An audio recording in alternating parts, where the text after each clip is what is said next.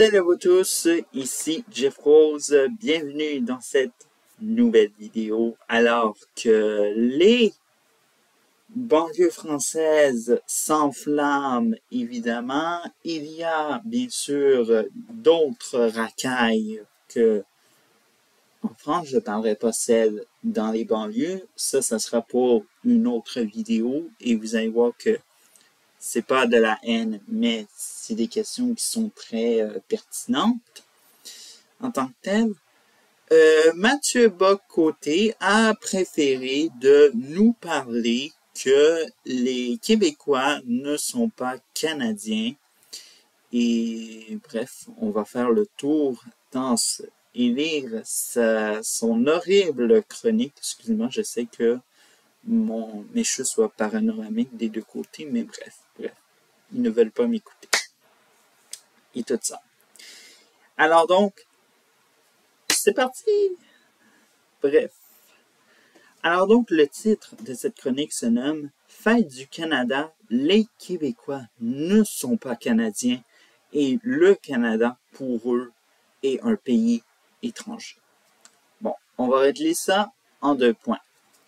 Premièrement, je vis au Québec, je me sens Canadien et d'ailleurs, pour le prouver, j'ai mon passeport canadien qui est déchu depuis je ne sais pas combien d'années. J'ai entendu que la crise des passeports passe. Bref, alors donc, je le range évidemment pour pas le perdre et ça me rappelle qu'il faut que je fasse ma demande pour renouveler mon passeport. Et tout ça. Et non, pour moi, le Canada n'est pas un pays étranger parce que sinon, il y aurait pas mal une bonne couple de Québécois qui seraient déjà en route pour remigrer vers la France ou sinon vers l'Afrique parce que oui, il y a des gens racisés qui militent pour que le Québec devienne un pays. Je trouve ça assez bizarre, évidemment. Et bref, il n'y a rien qui retient les gens de partir redécouvrir le pays de la terre de leurs ancêtres. Je ne comprends pas ce truc et de toute façon, l'Europe, c'est un peu aussi notre chez nous. Et tout ça. Bon, je l'admets. Et tout ça, il y a du monde qui vont m'applaudir parce que j'admets que l'Europe, c'est un peu notre chez nous. Et bref, on revient à nos moutons canadiens parce que on va lire la chronique. Et bref. Samedi, ce sera la fête du Canada. La fête de la Confédération, comme on disait autrefois. Ok, pas besoin de dire des vieilleries. Les Québécois seront vaguement conscients, puisque le gouvernement fédéral utilisera, comme d'habitude, son arsenal de propagande pour leur enfoncer dans la gorge. Premièrement, j'ai jamais vu à la fête du Canada de la propagande. Moi, j'ai plus vu ça quand c'était à la veille du 24 juin, soit pour les communautaristes, la fête nationale du Québec. Et tout ça, il y a eu dernièrement des annonces avec tout en respectant le score ESG. Moi, j'ai vu très bien ça. Et ça disait « Célébrons notre belle nation québécoise ». Premièrement, la nation québécoise n'existe pas, c'est un mythe. Et bref, la CAQ qui voulait dépolitiser la fête nationale du Québec, hello! Ou à moins que vous ne voulez pas perdre vos votes. Tout ça, malheureusement, c'est triste. Et tout ça, là, j'arrive plus à descendre. Oui, merci. Ils resteront pourtant indifférents à cette fête, d'autant que le 1er juillet, pour la plupart d'entre eux, c'est d'abord la fête du déménagement. Et là, oui, pour tous ceux-là qui ne connaissent pas le Québec, le 1er juillet, on déménage. Et moi, si j'étais candidat pour devenir premier ministre du Québec, je dis totalement, on fait un petit ménage et on pose ça le 4 juillet, parce que bien sûr, le 14 juillet, hein, vaut mieux célébrer ses descendances françaises, et voilà, ainsi de suite. Histoire. Mais surtout, ils resteront indifférents car le Canada, ne l'oublions jamais, est pour les Québécois un pays étranger. Et je dirais qu'il leur est plus étranger que jamais, tellement qu'il est radicalement éloigné depuis 40 ans de la vision que les Québécois pouvaient en avoir. OK. Est-ce qu'on peut nous dire qu'est-ce qui s'est passé en 40 ans? Est-ce qu'il peut y avoir des preuves? Qu'est-ce qui s'est passé en 40 ans, Mathieu Bocoté? Parce que actuellement, ce qu'on lit, 40 ans ne veut dire absolument rien. OK? Merci. Surtout pour quelqu'un qui vient de Ville-Lorraine et tout ça. Surtout, c'est un français de Ville-Lorraine. Là, je suis en train de déconner. Le Canada a renié pratiquement le principe des 2 langues officielles. Le Canada est aujourd'hui, et pour de bon, un pays bilingue de langue anglaise. Au mieux, il est indifférent à la langue française. Au pire, il est carrément hostile. OK, premièrement, est-ce que tu peux sortir l'arsenal du mot « bloke », à moins que, bien sûr, Mathieu Bocoté, comme tout le reste de Québécois, c'est des membres de communautaristes, et les communautaristes ne s'aventurent pas à l'extérieur de ce qu'ils connaissent dans leur langage d'appauvrissement vocabulaire, comme de raison. Et bref. Au cours des dernières années, de nombreuses reprises, dans ses nominations officielles dans la composition de sa classe dirigeante, il nous a expliqué que le français était une langue optionnelle, qu'il fallait peut-être même sacrifier au nom de la diversité. Bon. Premièrement, est-ce que oui, il y a de la diversité et il y a de la diversité francophone aussi. Il ne faut pas juste dramatiser que c'est parce que, oh mon Dieu, les anglophones sont tellement gaga sur la diversité que il y en a aussi qui sont francophones et qui débarquent au Québec. Et est-ce qu'on peut relaxer? Merci. C'est l'hypocrisie canadienne par excellence. Au nom de la décolonisation, on assure le triomphe de l'anglais. Jugé plus inclusif, et on sacrifie le français qu'on veut voir à manière d'une langue de trop vénérée par une tribu québécoise intolérante, hostile à la diversité. Premièrement, ce n'est pas juste le Québec qui parle français. Il y a beaucoup de communautés francophones à travers le Canada. Si Mathieu Bocoté veut se faire de lui une Denise Bombardier et qui a d'ailleurs sorti un documentaire ci de suite, il va répéter la même erreur que Denise Bombardier, malheureusement. Alors donc, merci de dire aux gens de lecture du Journal de Montréal que vous êtes en train de dire que les restes du Canada, c'est des deals dark. Excusez-moi. pour mon accent anglophone. Bref. C'est absolument idiot. Je sais que, mais ainsi que le Canada évolue. Le Canada est aussi un pays qui a décidé de se reconstruire dans les parallèles de l'idéologie multiculturaliste.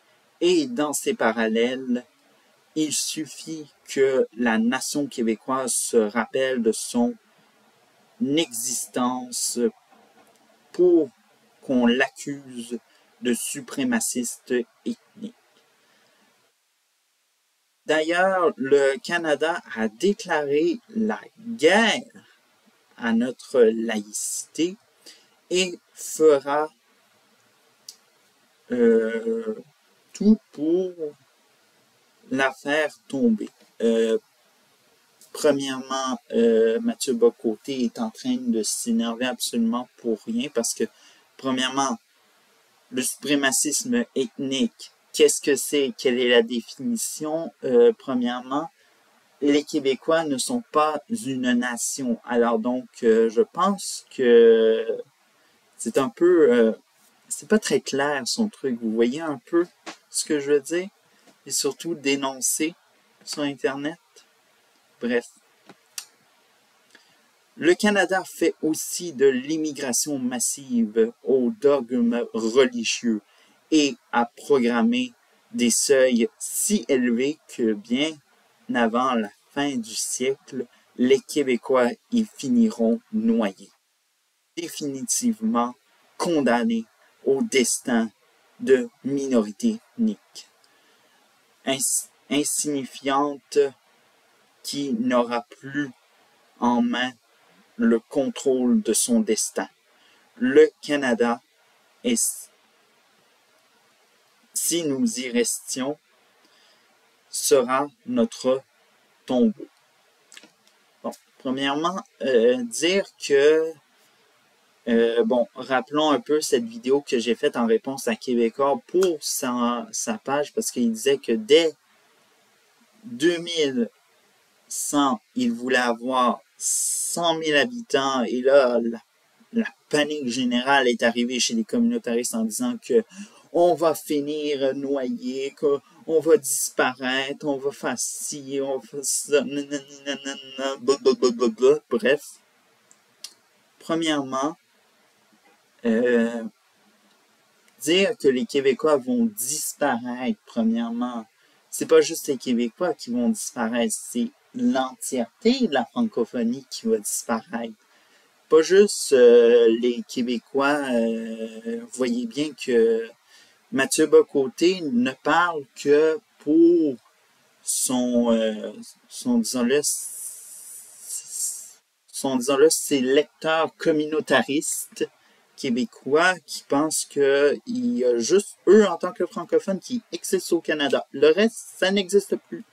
Et tout ça, mais pourtant, il y a des Acadiens qui existent et il y a des Franco-Ontariens qui existent voisins et malheureusement, c'est cette bande des signifiants, tout ça.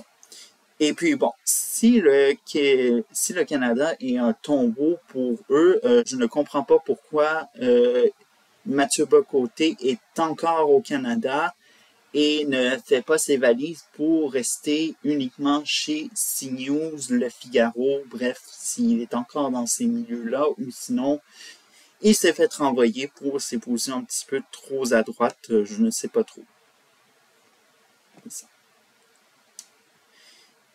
J'y reviens, nous n'avons pas grand-chose à avoir avec ce pays, ou du moins avec ce qu'il est devenu. Premièrement, si vous n'avez rien de grand-chose à avoir avec ce pays, je ne comprends pas pourquoi vous êtes encore là et que vous ne remigrez pas vers l'Europe ou la France, la terre de vos ancêtres. Est-ce qu'il faut faire un dessin à un moment donné et tout ça? L'Europe, c'est aussi notre chez nous, ok, en tant en tant qu'Européen, Euro-Canadien même. Bref. Vous voyez bien que ça me monte par-dessus la tête. Indépendance. Nous l'avons fondée, certes. Nous l'avons d'abord pris son nom. Nous étions les Canadiens. Mais ce nom, on nous l'a volé. De plus, de le vider de son sens. Bon, premièrement, je dois dire que c'est le même constat en France, à part que, bon, c'est parce qu'il y a des Français qui sont d'origine maghrébine, qui sont d'origine africaine, et puis Mathieu Bocoté, pour lui, ça va super bien. C'est normal qu'on peut être un Français d'origine maghrébine ou d'origine africaine. Mais dire qu'un anglophone, un Canadien d'origine anglophone peut s'approprier le mot canadien, oh là là, non, c'est horrible, c'est... oh! Bref, vous voyez la panique chez les communautaristes québécois que je dénonce et tout ça. Au fil des siècles, c'est au Québec que nous nous sommes déployés comme peuple.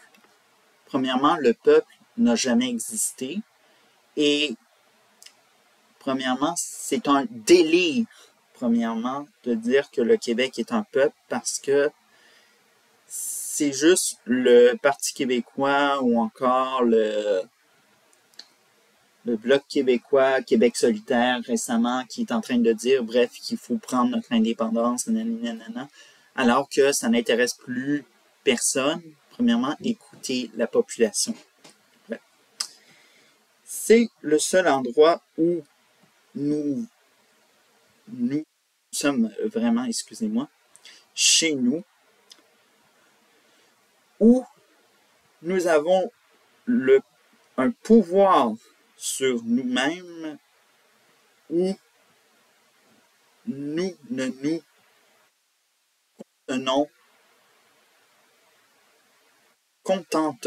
contentons pas de quêter des droits. Premièrement, Mathieu Bocoté est en train de faire la même incarnation de ce qui se passe dans les banlieues françaises. OK? Les banlieues françaises, c'est à nous en tant que... Excusez-moi, je vais éternuer. En tant que les Maghrébins, les Noirs, bref, tous ceux-là qui vivent dans les banlieues se replient sur eux-mêmes et la France, ben c'est la même chose ici au Québec. C'est des communautaristes qui est le Canada et qui, on ne sait pas, bref, la remigration est vraiment due pour ces communautaristes québécois qui ne veulent rien savoir du Canada.